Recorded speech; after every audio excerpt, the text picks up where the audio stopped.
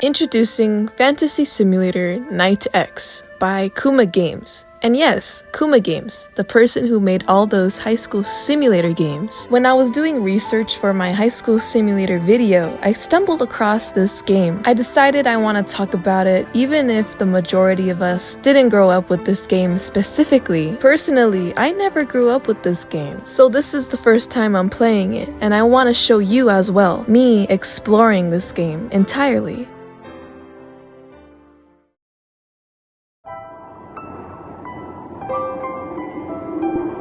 When you start, you're placed in a map that's full of grass. There's a lot of medieval architecture that you can find if you just look around, along with a bunch of rocks and trees. The first thing I did was explore the map. I mean, going into this game, they didn't really give you an objective, so I was just wandering around, pretending it was the Teletubby land, until I got bored and I figured, okay, let's just go in this castle. I mean, it's the biggest thing here. I'm pretty sure that we're supposed to be in here, so I went in the castle. When I stepped foot in this castle, the music changed very drastically. A guy is standing in the middle of this castle. When I slowly approach, he starts to immediately attack me. Eventually, I die. Game over, bruh. He insta-kills me, so I have to respawn. But when I get a respawn screen, it says, let's level up in the dungeons. At this moment, I realize, oh, this is not my first task. It's my last. This is a boss battle, which makes sense. I mean, he's overpowered and he has a bunch of knights by his side. I figured, okay, let's just find these dungeons, which was pretty easy to find because when you respawn, it puts you right in front of them. This dungeon is really dark and very big for some reason. It reminds me of a Roblox obby. There's a lot of little monsters here and there, little goblins, little slime people, and a lot of these obstacle course type stuff like spikes and axes that can kill you very fast. Doing this dungeon, I tried to kill every single monster I could. I was doing that and I was doing pretty well actually, until I reached where this lady is here with a freaking sword and kills me. Also, one thing to point out, this character here looks very stylized. I feel like it's from a different game, but I'm not sure. So if you know who or where she's from, let me know. Or maybe she's just a random character. After dying, I try to go in again, only to be killed not one time, but 2 times. Eventually, I made it back to that lady who killed me first, and I actually conquered. But little did I know that was just the half part of the dungeon. I had to go through it again. Mind you, I have like 1 heart left, and this lady who I just killed, you know, the same lady, she's back at the end, so I have to kill her again. Right when I thought I would die again, I accidentally hit this little barrel in the middle, and an apple that I eat heals me completely. I had another chance, and I beat her again. Then, finally, I made it to the boss battle. This weird dragon guy, I guess. I don't really know what it is. But I'm fighting this boss and then I die. Yeah, very surprising, right? I die. But also, the way I died, the camera angle is right on top of this boss, right? And there's something that I noticed, and I didn't even try to look there. There's a Boing lines on this character. Why is there a boing lines on this character? I don't know. I think it's just the skin texture. It's so unnecessarily funny. I don't think Kuma Games realized this detail when adding this character to their game. It's kind of hard to notice unless you're put in this type of angle. Someone got hit in the boing lines. Hit in the boing lines. Boing lines. Boing lines. Somebody got hit. I went back to this dungeon to hopefully beat this boss. But I'm gonna be honest with you, I didn't want to kill all of these little minions before it. So what I was doing was I was just skipping all of them. Like I would just walk by all of them, which worked by the way. I made it to the end and it didn't really seem to affect my character. When I was fighting this boss for the second time, I realized that if you keep hitting the boss, he can't hit back. So really what you had to do was spam the attack button, giving him no chance to fight back. I beat him, finally, and I got +1 defense. And I think it's really funny because when you beat a boss, it says, "Power up." I was feeling great already. I beat my first boss, and now it was time for the second dungeon. The second dungeon is basically the same thing as the first, except there's different guardians. There's these really big ogre-looking things and these weird ghost guys who just stare at you at a distance. You'll also see these little dragons, and I don't know about you, but in my opinion, these are so cute. They look so fuzzy and low quality. It just looks so cute, and I just want to squish them. They kind of remind me of Squinkies or those soft Shopkins, the baby ones. And you'll also find the same woman from the first dungeon. Also, like the first, I decided to basically avoid all the monsters because ultimately I'm just trying to get to the boss. This boss is a huge dinosaur. Dragon, not dinosaur. As I'm fighting this dragon, I can tell that it's very difficult to even get close to it. This is because the dragon has both close range and far range attacks. Considering that we're a sword user, we have to get close to the dragon somehow, but it seems very difficult because this dragon's attacks keep going off one after another. Of course, I freaking died, and then I went back to the dungeon to redo it. I started to remember the first dungeon and how that went, and how I was able to beat that boss. And I realized that I didn't give the boss any chances. I just spammed attack. So I decided to try that with the dragon, and it worked. Eventually, I beat him. This dragon gives you a heart, an HP. This was going pretty well. I already did 2 dungeons, and now I only had 1 more to do. This last dungeon consists of these red demon ogre people, skeletons, and again, those little awkward ghosts. I brushed through the dungeon and then went to the boss. This boss is really weird looking. I don't know what it is. It's purple, kind of looks like Thanos, has some horns. I didn't know what to expect from this boss, so I immediately died because he hit me with these little purple orbs. Bruh. Yeah,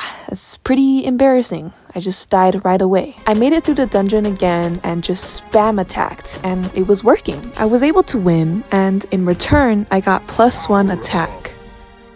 After beating all 3 of these dungeons, I felt like I was ready. I was ready to face that epic final boss in the castle.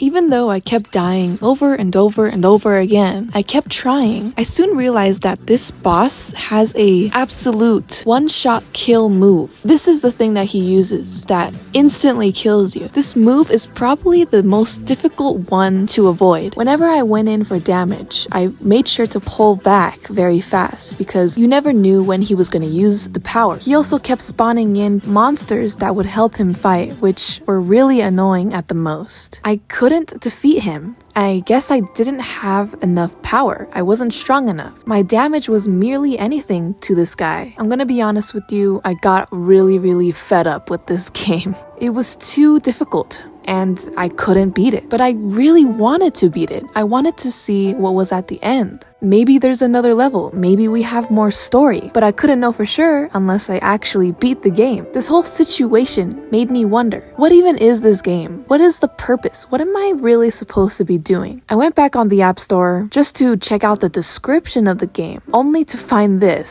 singular sentence. Okay, well, let's look at the reviews. So when I first started the game, I went to the castle. Then I tried to fight the guy, but he just one hit killed me. At least make the game more easier? Man, I'm with you, HackerDude999. So I downloaded this game and it was fine, but the enemies were difficult. Like, could you at least give us more than 3 hearts? Because some attacks kill you 1 hit. Like, please get others to test your game. Yeah, I can agree on that, buddy. Too hard! I hate this game. It's too hard. Make it easier. They all have really good points. I mean, really, I can't beat the game either. Wait, what's this? Finish the game. It was so fun. I enjoyed it. I wish there were more things to do and more bosses to beat. What? Good for long car rides. I beat the game and it was really fun. I beat every boss and found the secret cat. What? Secret cat? Okay, what am I missing here? I know I did not see no cat in my game because I scanned the map head to toe. What are you talking about, secret cat? There was nothing there. I'm curious. I really want to find this cat. So I go to YouTube and I search up the game.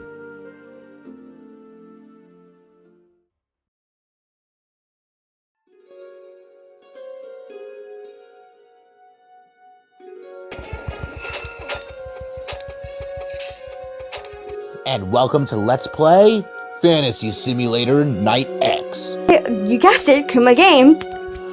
Because really, who else's games do I play these days? But I've downloaded it. Okay, wow, this is laggy. Okay. Dang, this music's like Skyrim kind of. So this is Fantasy Simulator this time. Fantasy Simulator X Night 10 probably. こんな感じだとかないよね。まさかね。でもいかつそうなんだよね。この一番 There are so many videos of this game by different people, and I had no idea that it was this popular. It was so cool to see all these people play this game. This game once had a little community, and it's really, really nice to see. In some of these videos, I saw the comments, and I saw the one and only Tomiya Tsukikami in the comments. You know, Kuma Games, the person who made this game, commenting on their videos, thanking them for playing their game, and also sharing little secrets. Tomoya left a bunch of comments on different videos. What I can really gather from all of these comments are these points. Number 1, our damage increases by the number of times we defeat an enemy. Number 2, when deaths are a multiple of 3, a cat appears on the field. And the last one being, you can skip dungeons entirely by flying on top of them and going directly to the boss battles. This clearly is a lot of new information that we have never really seen when we were playing not too long ago. The first one about the damage, I'm not sure if that means the bosses or every single enemy because it only really says enemy. But other than that, I think it was pretty straightforward. I went on Kuma Games' channel to see any gameplay of their night simulator. In one of their videos, I finally found out where the cat is located. And you know what's funny? In the game, I've been to this temple looking thing and I didn't see the cat, but it's because I had to find the cat after I died 3 times. Okay, well now that I know where the cat is, I went back on the game and I died 3 times and finally the cat was there. And the cat it looks kind of funny. The head is humongous compared to the body. Anyways, after we touch the cat, we start to, I guess, sparkle, granting us the power to infinitely jump. In other words, we got the ability to fly. Because we were blessed with these powers by the ancient kitty, I realized we are merely just a little baby. We need to grow more stronger and defeat the bosses more than just 1 time each. So that's exactly what I did. Slowly but surely, I gained more power. I built my defense, got more hearts, and increased my strength. Mind you, every time you complete a boss, you have to go back to the cat in order to regain the flying power. And this cat is always here every time after you beat a boss. Almost like this cat is interested in our success. I kept fighting and fighting, and honestly, I didn't know when to stop. Eventually, I was so strong that it took only a few hits to kill these bosses. But I didn't stop there. I stopped until my hearts were basically filling the entire top screen. Once I felt that I was completely ready and worthy on challenging the last opponent, I made my way to the castle. As I'm fighting this dude, I realized that his one-shot hit isn't really affecting me. So I figured I can just stand here and attack him. So I did that and, I beat him. He just kinda falls to the floor. That's all I get? I thought there was more to it. Okay, no, we gotta do that again. Maybe I missed something, maybe something happened. I go back and fight him again, and I realize that I'm so overpowered. His attacks basically don't do nothing to me. The stuff that used to kill me instantly didn't anymore, which was good, that's what I wanted, but I almost felt bad for the guy. I beat him again, and man, this is pretty awkward for the other nights. All I get is a victory, and that's it. Before I beat this game, when I was looking at the Kuma Games YouTube channel, I saw that they had a video where the map looked completely different and just different in general, everything. So I thought maybe that was a second map, and that's why I had hope for the end of the game. But I guess that was just a prior outdated version. So that's really all there is to the game. Am I disappointed? Yeah, a little bit. Because I spent so much time on it, but you know what? I don't really mind because at least I beat it. I got to see the end, even if it wasn't anything that I was expecting. Clearly, this game is old. It hasn't been touched in years, and I think it really adds to the feel of a night game. I like it. Just because of its low quality type aspect, it's a little bit scary, but for the most part, it's not that bad. I mean, the scariest thing I would say in this game is that cat. I'm pretty sure I covered everything that I can for this game. I did feel like the game's ending was a bit abrupt, and it left me with more questions than I had before. Like, does this mean we get the castle? What does this mean for our character? Who was that guy? Maybe he was like our dad or something. And we're trying to fight our own dad or something. I don't know. I mean, I wish we got more story. But of course, this is just a simple game. It's really not meant to be deep, but it would be pretty cool if it was. My favorite part of the game, you ask? The sun. It's beautiful. I know it's just a regular sun Unity asset, but honestly, it's so pretty and it makes you feel warm. It's almost like you're in the sun yourself. Something about the sun rays give you a sense of hope. A sense of hope that only a night would have. I think the developer did a pretty good job on the atmosphere. Although it could be better, it's pretty good for what it is. I hope you enjoyed my exploration of this game, and if you have the chance, go play it. It's definitely a really cool experience.